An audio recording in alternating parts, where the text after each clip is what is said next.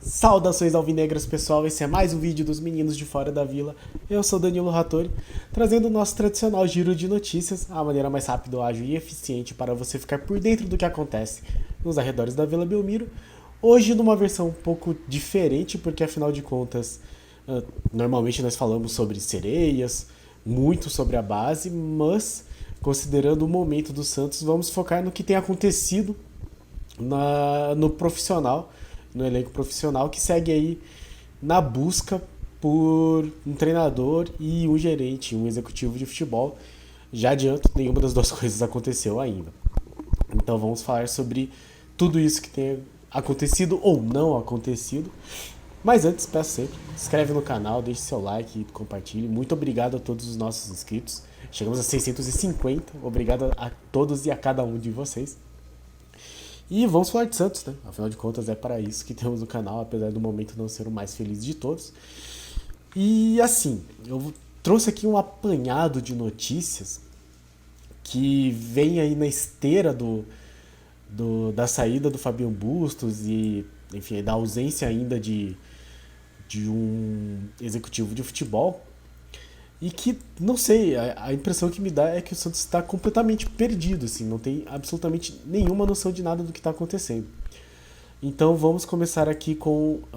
bom, já falamos ontem, né? O Giovani vai ser o auxiliar, né, do Marcelo Fernandes, que é o auxiliar que será o treinador no jogo contra o Atlético Goianiense, domingo às 6 da tarde, horário de Brasília. E, enfim, comentei no vídeo ontem a vinda do Giovani, o aparecimento do Giovani. Não parece assim algo que foi muito planejado ou algo que indique algum tipo de ideia, né? Tipo, o Giovani está aqui porque ele vai ser o substituto, ou o Giovani está aqui para começar o seu treinamento para treinador. Não. Ele basicamente parece que ele vai ser tipo, não sei, o Sérgio Chulapa, assim, que é o ex-jogador que acaba conversando com os outros jogadores junto com o Marcelo Fernandes, que tá aí faz muito tempo e, enfim, segue apesar de todos os outros irem embora. De qualquer forma, só para atualizar sobre a questão do elenco, então, o elenco se representou. Hoje teve folga na quinta-feira, que é um troço meio absurdo, assim, depois de tudo que aconteceu. O Matheus está recuperado, deve jogar domingo, ou pelo menos estar disponível para o presuntinho, o glorioso presuntinho. O Áureo e o Felipe Jonathan testaram negativo para Covid, mas eles ainda não estão liberados oficialmente para o jogo contra o Atlético Goianiense. O Rodrigo Fernandes não vai jogar, vai jogar, fica à disposição. O Léo Batistão também, eles não jogaram. O Rodrigo Fernandes jogou pela Sul-Americana, foi expulso, mas enfim, a expulsão vale só para Conmebol. E o Maicon deve voltar a ser titular. O Sandri teve uma lesão muscular detectada, então não joga contra o Atlético Goianiense, e o Ângelo está suspenso.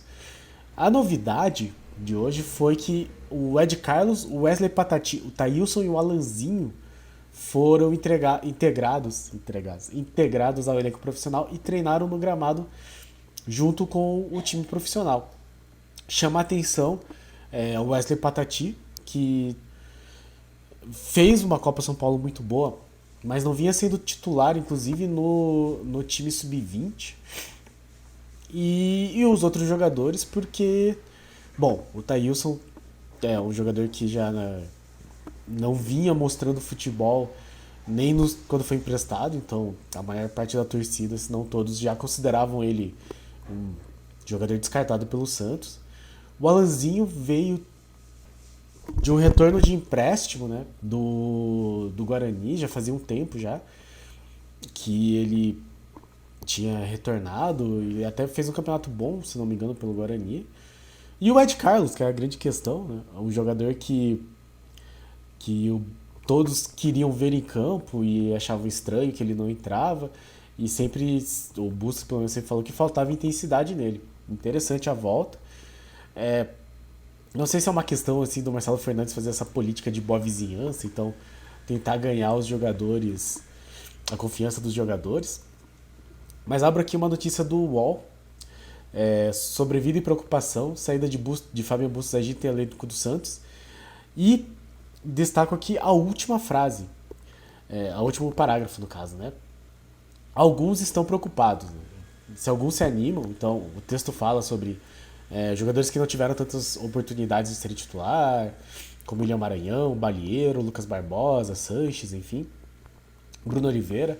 Então eles podem voltar a ter chances com o Marcelo Fernandes, com a saída do Bustos. E aí outros estão preocupados. São os casos principalmente dos atacantes Brian Angulo e Johan Julio, jogadores que de fato foram indicados pelo Bustos e os torcedores não gostavam muito. E a última frase do texto é: o Santos pensa em negociá-los. Se o Santos pensa em negociá-los, é como assinar o atestado de que a contratação foi feita somente pelo mando do treinador e que, ou pelo Dracena, que também saiu, mas que não teve a presença ou o aval do departamento de inteligência do time. Se não teve, para que é que existe esse departamento de inteligência? Então essa é a minha questão. E para completar esse rolê, o Santos, segundo o Diário do Peixe, está negociando a contratação do atacante Jonas Toró, de 23 anos, do São Paulo. E aí, eu pergunto novamente, né? Se não tem executivo de futebol e não tem treinador, quem está negociando? E está negociando por qual motivo? Atacante não é exatamente uma posição que nós estejamos muito necessitados. E a indicação dele seria como uma oportunidade de negócio, que nem foi o William Maranhão. Seria uma indicação do departamento de inteligência. Seria uma indicação do comitê de gestão, do próprio presidente. Que, enfim, tanto o presidente quanto o comitê de gestão, a gente já tem uma noção de que não são exatamente absolutamente entendidos de futebol. Apesar de terem vetado uma mulher porque não entende futebol, eles não são um grande exemplo de entendimento de futebol. Então, quem que está contratando, quem que está negociando pelo Jonas Toró? Essa aqui é a questão. E nesse meio tempo, a gente falou no vídeo passado, o Rueda está pretendendo contratar primeiro executivo de futebol para depois contratar um treinador. E o Ademir Quintino, no último texto do blog dele, indicou alguns nomes que não sei se ele que está colocando como opinião ou que existe alguma informação. Assim. O que ele fala aqui é: especula-se que currículo de pessoas que já tiveram passado vitorioso dentro do clube possam estar entre os possíveis candidatos ao cargo. Então aqui parece estar tudo muito ainda na base da especulação. E aí ele fala assim: entre os exemplos citados estão Emerson Leão, Ney Pandolfo, Dagoberto Santos e Alexandre Galo. Fica a sugestão, ele inclusive fala um pouquinho, e fala bem assim, ele fala pontos favoráveis de cada um dos quatro. Achei um texto interessante. Confiram lá no blog da Ademir. Mas, enfim, o Santos está buscando nomes, né? Ele não está exatamente decidido, não tem uma noção, e cada um deles tem um perfil diferente. Então o Santos também não tem um perfil de executivo de futebol que pretende contratar. Em meio a tudo isso, o Santos também abriu as vendas de ingressos para o jogo contra o Corinthians. O jogo de volta, né, que se espera aí, quem for vai esperando um milagre, porque a chance de classificação é quase nula, muito baixa. E muita gente tinha comentado antes sobre como esse jogo deveria ser tipo algum tipo de promoção para estimular o torcedor a ir no jogo que está praticamente perdido. Não é o que aconteceu. A inteira mais barata, segundo o Diário do Peixe, aqui é a Geral Santista, que é R$40 a inteira. E o portão o P17, eu acho que é o da torcida jovem, não tenho certeza, se é o 7 ou 8 também, enfim. Mas tem a cadeira social que está R$100 a inteira e as outras arquibancadas R$50 a inteira. Então, como eu disse, o Santos parece perdido. Não faz sentido num jogo que nem esse colocar um valor de ingresso desses. no contexto em que o Santos está e no contexto dessa partida. É pedir para aumentar o clima de constrangimento desse jogo, que é um jogo em que o Santos já entra praticamente derrotado e ainda com esse ambiente de velório que vai ser uma vila meia bomba, assim, né? Uma vila meio vazia.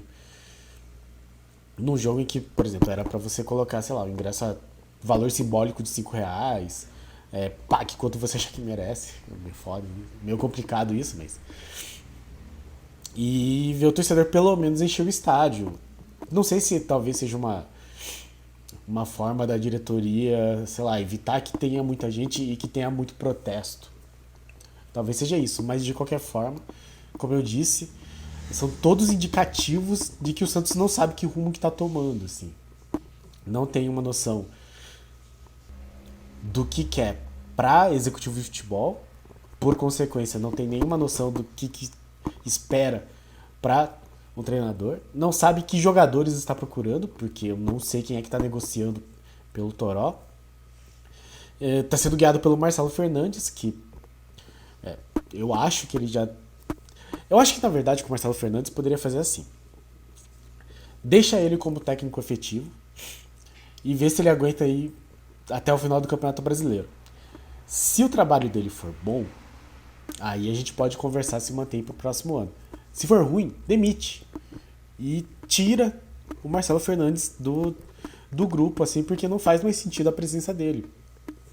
Além de levantar suspeitas de que ele poderia jogar contra o treinador, porque afinal de contas ele quer a posição de treinador, sem demonstrar efetivamente capacidade.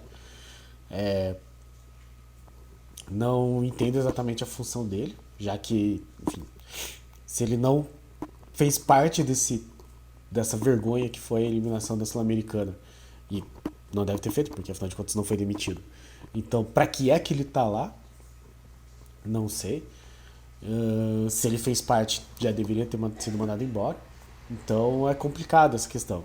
Mas tudo isso dá uma noção de como a diretoria, assim, a gestão do Santos parece absolutamente perdida. E isso acaba assim, tirando muito da esperança do torcedor. Então, não sei se dá pra chamar exatamente de giro de notícias. Só pra terminar, assim, pra falar que não teve notícia. Não teve notícias, né, como as que costumamos dar. E principalmente notícia boa. O Santos venceu pelo Paulista Sub-20 na primeira rodada da segunda fase. Então lidera o seu grupo por enquanto. O grupo do Santos é Ferroviária, Tanabi e São José. Tanto o Santos quanto o Ferroviária venceram o seu jogo. A Ferroviária venceu por 1-0 o Tanabi. E o Santos venceu por 2-0, então lidera pelo saldo de gols. Venceu o São José. Gols de Derek e Ivonei. Então, pelo menos aí o Sub-20 dando uma boa notícia. Santos que foi a campo com o goleiro Mauro, Cadu, depois Andrei, Derek, Zabala e Kevson, depois Diogo Corrêa, João Vitor Balão, depois Rafael Moreira, Matheus Nunes e Ivonei, depois Ian, Caio Henrique, depois Fernandinho, Renier, depois Nicão e Wesley Patati foi titular e talvez seja relacionado para o jogo de domingo. Domingo que o Sub-20 volta a campo para enfrentar o mesmo Atlético Goianiense, só que em Goiânia, às 10 da manhã, horário previsto. E aí na próxima quarta-feira, dia 13, enfrenta o Tanabi pelo Paulistão, no CTR Pelé às 3 da tarde. Então domingo, jogo do Sub-20 às 10 da manhã e jogo do Profissional às 6 da tarde. Mas para falar do Profissional e do Atlético Goianiense, amanhã tem pré-jogo dos meninos de Fora da Vila. Confiram e sofram junto com a gente, porque é isso que o torcedor de Santos faz, sofrer. Muito obrigado a todos que assistiram o vídeo até aqui. Continuem acompanhando o nosso canal e caso tenhamos novidades, faremos aí mais vídeos para ver essa saga do Santos em busca de um rumo. Eu não vou nem falar que o Santos está buscando o executivo de futebol, o Santos não sabe para onde tem que ir, então o Santos segue na sua saga em busca de um rumo e nós seguimos o Santos nesta sua saga, torcendo para que dias melhores cheguem. Obrigado a todos os nossos inscritos. Se você não é inscrito, se inscreve no canal, dá essa força, dá essa ajuda. E no mais, deixa um like, compartilhe, comente aí. Foi um giro de notícias um pouco mais opinativo dessa vez. Mas comente aí a sua opinião, diga o que você acha, se você concorda, se você discorda, por favor, interaja com a gente. E no mais, pra cima deles. Abraço.